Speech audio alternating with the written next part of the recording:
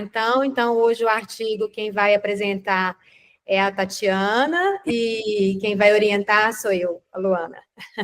Pode começar, Tatiana. Deixa eu compartilhar aqui minha tela, peraí. A bateria tá acabando, tá? Se acabar, depois vocês me contam.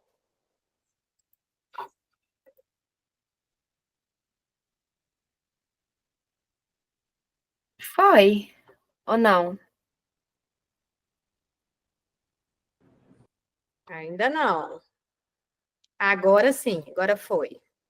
Deixa eu colocar aqui no modo. Meu computador tá super lento.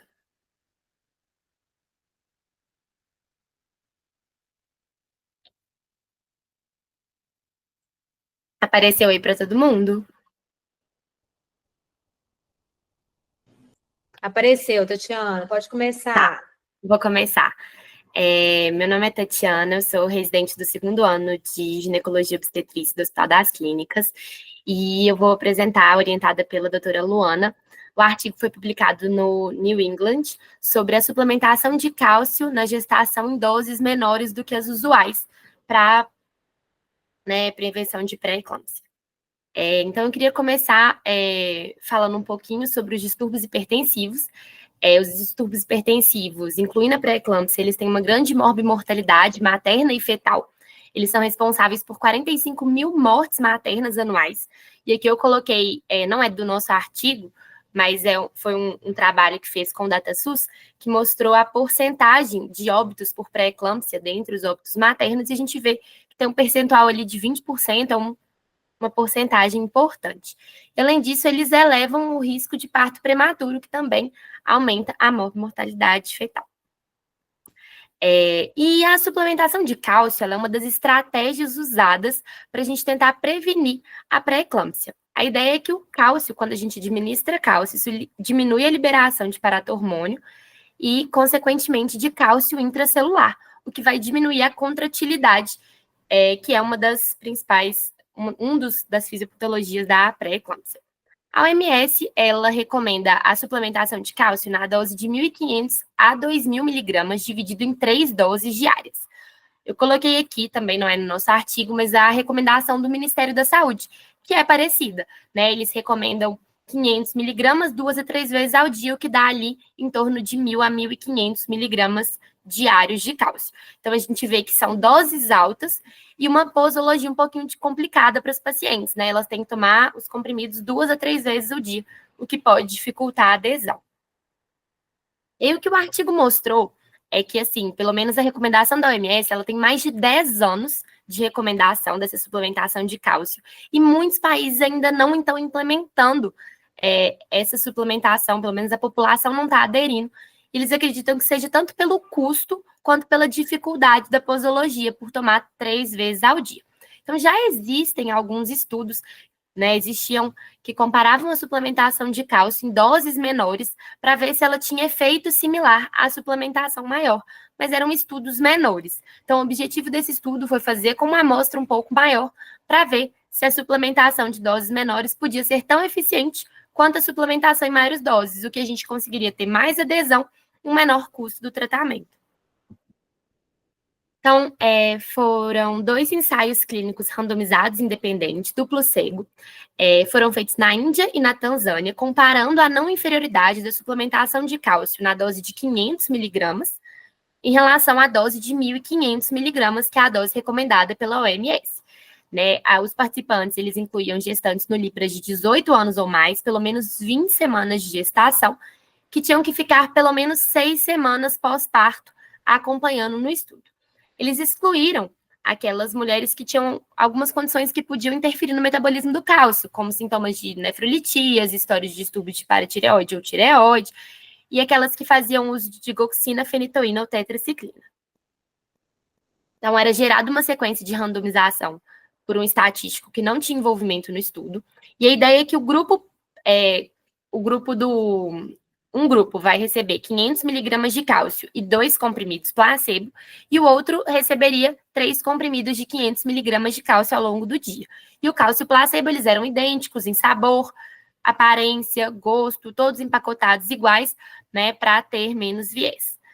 Os participantes, eles recebiam números de identificação que recebiam os pacotes das medicações, e isso só foi linkado com o participante depois da análise dos dados também, para reduzir viés. As pacientes, elas eram acompanhadas mensalmente durante a gravidez, no pós-parto e depois 6 semanas pós-parto. Era ferida a pressão com aparelhos digitais e a proteinúria era medida com a proteinúria de fita. E aí, eles definiram, com base em estudos, uma margem de não inferioridade, ou seja, um valor, um número, pelo qual, abaixo dele, a gente pode dizer que o tratamento é considerado não inferior ao outro. A margem de não inferioridade para a pré-eclâmpsia foi de 1,54 e de parto prematuro foi 1:16. Eu vou falar isso um pouquinho mais para frente, quando eu mostrar as tabelas. Então, os desfechos principais avaliados foi pré-eclâmpsia e parto pré-termo, mas tinham desfechos secundários também que foram avaliados. Hipertensão arterial gestacional, pré-eclâmpsia com critério, pré-eclâmpsia com morte materna, morte fetal, parto pré-termo extremo, baixo peso ao nascer, pequeno para idade gestacional e morte neonatal com menos de 42 dias de vida. Todos os participantes, elas recebiam cuidados de pré-natal segundo os guidelines de cada país. A única coisa que foi diferente no acompanhamento foi a dose da suplementação do cálcio. Então, considerando o erro de 0,05 e uma 10% ali de incidência de perda de segmento, eles tinham uma meta de 11 mil gestantes em cada ensaio e só iam incluir participantes que aderiram pelo menos 75%, né, da profilaxia, né, e nascimento com 20 semanas ou mais. Abortos não foram incluídos.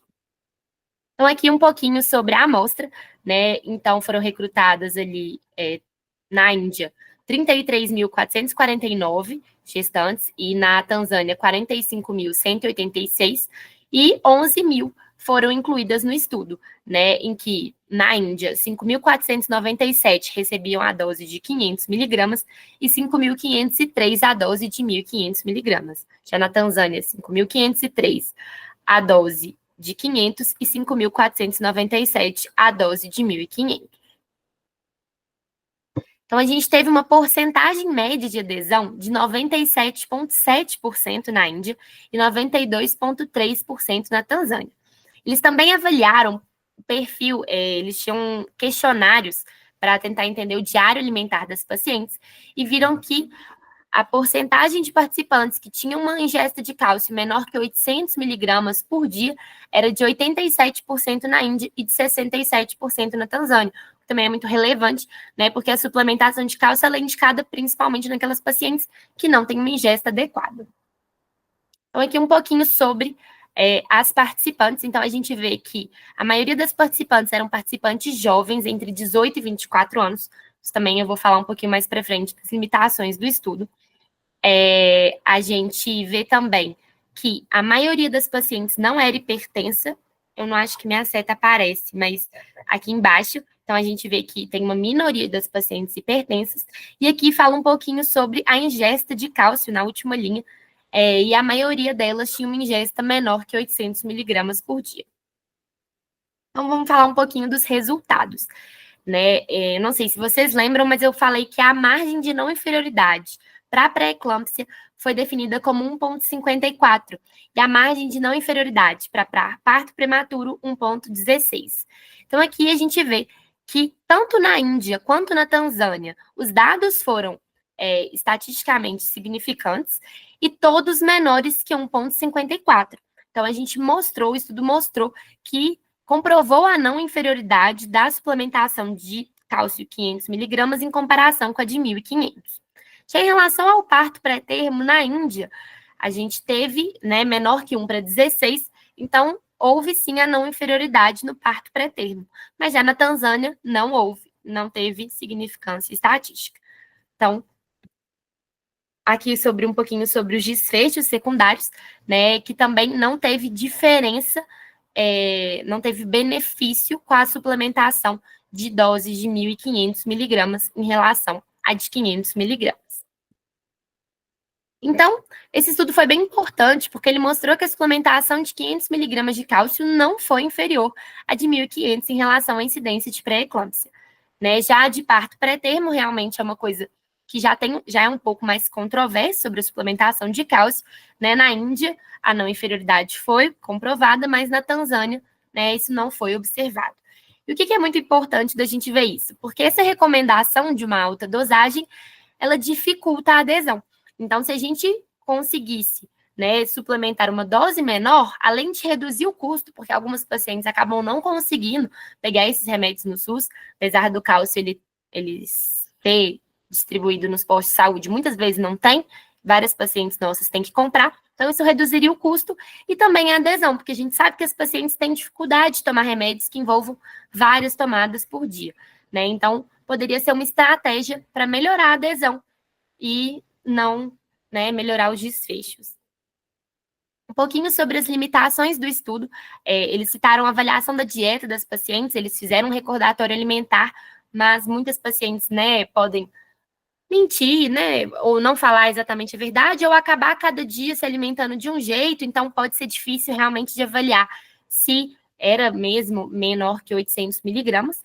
Avaliação de parto prematuro, né, que pode ter erros do ultrassom, da ADUM. Não houve um grupo placebo, então eles compararam em relação a um tratamento e não em relação à ausência do tratamento.